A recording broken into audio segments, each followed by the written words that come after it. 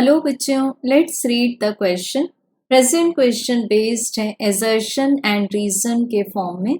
assertion says position of center of mass is independent of the reference frame and the reason says center of mass is same for all bodies. So बच्चों, हमें consider करना है एक body को। Example के लिए पहले हम मान लेते हैं एक बॉडी। अब इस रिजिड बॉडी में हम मानते हैं कि एक ओरिजिन, पर्टिकुलर ओरिजिन के रिस्पेक्ट में मान लेते हैं O is the origin. This is positive direction of X axis and this is positive direction of Y axis. So बच्चों, इसमें डिफरेंट पार्टिकल्स होंगे।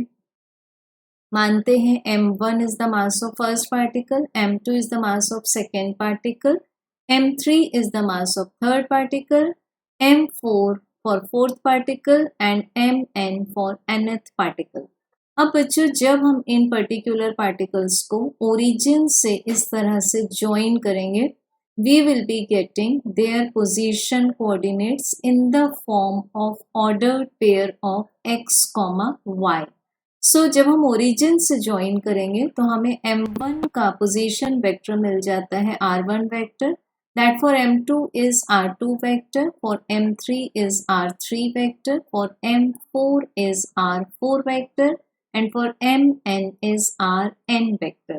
So बच्चों, हमें position vector of centre of mass का एक्सप्रेशन मिलेगा m1 r1 vector plus m2 r2 vector plus m3 r3 vector and so on plus mn rn vector divided by the total mass. अब total mass को हम कैसे express करेंगे? As the sum of the masses of all particles.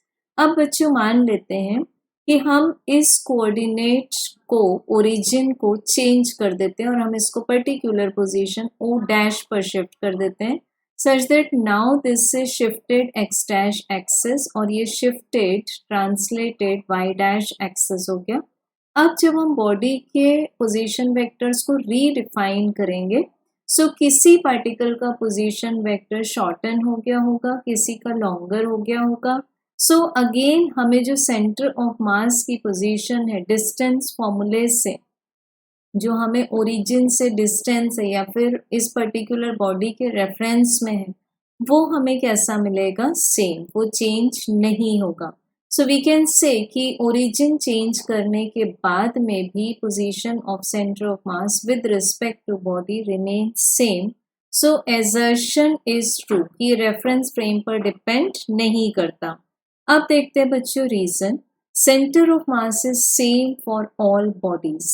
तो all bodies में basically हमारे पास में रेगुलर बॉडीज आएंगे, जिनको कि हम शेप को डिफाइन कर सकते हैं, such as ring.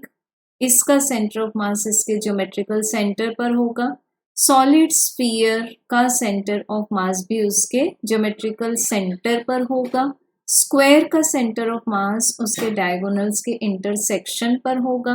But for the irregular bodies, centre of mass अगर हम डिस्कस करें for the two particle system, तो टू पार्टिकल सिस्टम में मान लेते हैं m1 and m2 are the masses of two particles and इन दोनों पार्टिकल्स में से सपोज m2 हैवी है, तो अब सेंटर ऑफ मास इनके ज्योमेट्रिकल सेंटर पर लाई ना करके हैवी पार्टिकल के पास लाई करेगा। सो इररेगुलर बॉडीज में वेटेड एवरेज होगा centre of mass, so position will not be constant.